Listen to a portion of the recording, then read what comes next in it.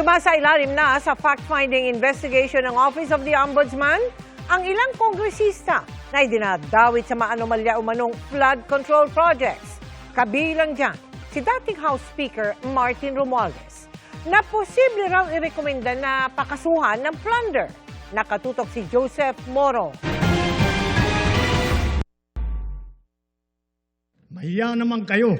Mag-iisang taon na magbabala si Pangulong Bongbong Marcos sa mga mambabatas sa pakikialam sa budget na napupunta lamang sa mga maanumalyang flood control projects. Aminado si Ombudsman Jesus Crispin Remulla, bagamat umuusa daw hindi mabilis ang pag-iimbestiga at paghahain ng mga kaso kaugnay ng mga flood control project.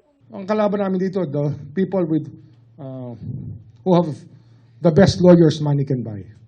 Sa ngayon, bukod sa mga kasong plunder na naisampa na nila sa Sandigan Bayan laban sa dalawang senador na sina Senador Bong Revilla at Senador Jinggoy Estrada, may ilang mga kongresista na sumasailalim na sa fact-finding investigation ng Ombudsman. Kasama na dyan si dating House Speaker Martin Romualdez na malapit na raw maitawid sa preliminary investigation. Sa preliminary investigation, pag-aaralan ng Ombudsman kung may sapat na basehan para idiretso ang kaso laban sa isang tao sa korte. Plunder ang posible makaharap na kaso ni Romualdez pero tumanggi muna si Remulla na sabihin kung ano ang mga ebidensya na basehan nito.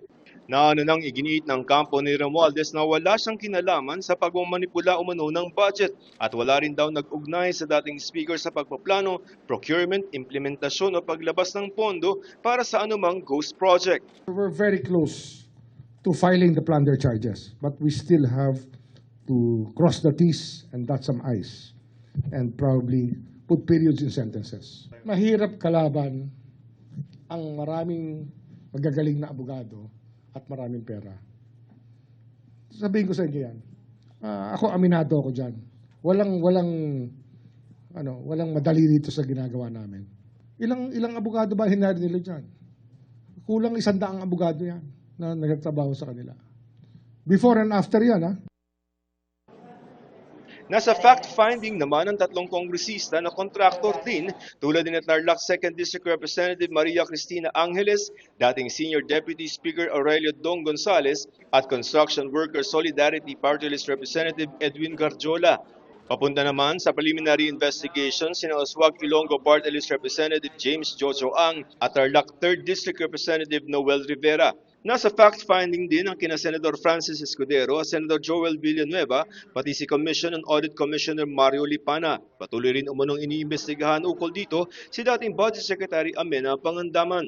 Batid daw ni Ombudsman Jesus Crispin Remulla na marami nang naiinip at naghahanap ng malalaking isda na kakasuhan. Pero sabi ni Remulla, sistema ng batas natin yan eh. And kahit na sabihin mo sa akin, bilisan mo yan, pag hindi kompleto yan, hindi ko ha-file yan. Hindi pwedeng fa-file mo, we-weaponize mo. Dapat dyan, pag final mo, kaya mo ng panindigan. Joseph Morong, Nakatutok 24 Oras.